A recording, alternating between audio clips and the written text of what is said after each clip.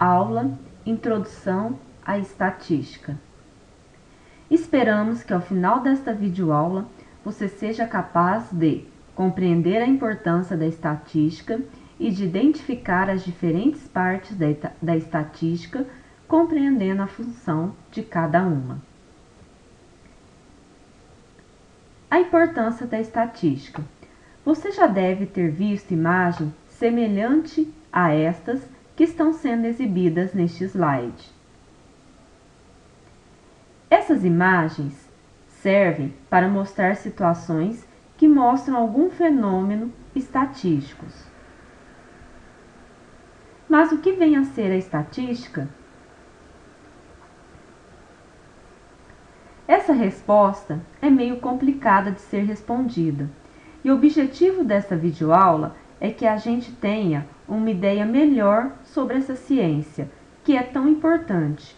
Uma resposta completa para ela talvez não seja possível de elaborar, mas pelo menos a ideia principal e de nossa vontade que você possa construir a partir dessa videoaula e também dessa disciplina. A estatística está presente em diversas aplicações do nosso dia a dia. Por exemplo, na medicina, podemos dizer que todos os tratamentos de medicina são aplicados às pessoas. Eles passaram por algum processo estatístico de teste. A estatística serve para mostrar se esse procedimento é um procedimento eficiente ou não. Nós encontramos estatística na engenharia também, ou seja, os produtos que são utilizados para a construção, as técnicas que são utilizadas nas construções, elas foram testadas um dia, estudadas, e a estatística com certeza serviu para responder se essas técnicas ou estes procedimentos são eficientes e podem ser utilizados. Nós também encontramos na economia. A estatística é fundamental para que decisões de mercado, decisões às vezes bastante complexas, sejam tomadas ou não. Encontramos estatística no futebol e também nos diferentes esportes. Encontramos estatísticas nas empresas. Enfim, encontramos as estatísticas em diversos campos do conhecimento e também na nossa vida do dia a dia. A estatística é dividida em algumas partes principais. Uma delas, a estatística descritiva. Como nós vemos, gráficos, tabelas, representações diversas. Nós estamos lidando com estatística descritiva. O próprio nome diz, é uma descrição de dados, uma parte da estatística que ela é responsável pela coleta, organização e representação de dados. Outra parte fundamental é a probabilidade. A probabilidade é um ramo da matemática que permite que conclusões possam ser tomadas acerca de dados que são analisados no contexto estatístico.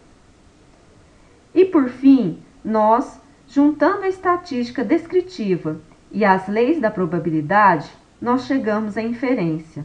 Inferência é uma ação em que podemos tomar decisões. Nós podemos dizer, afirmar algo sobre determinado fenômeno.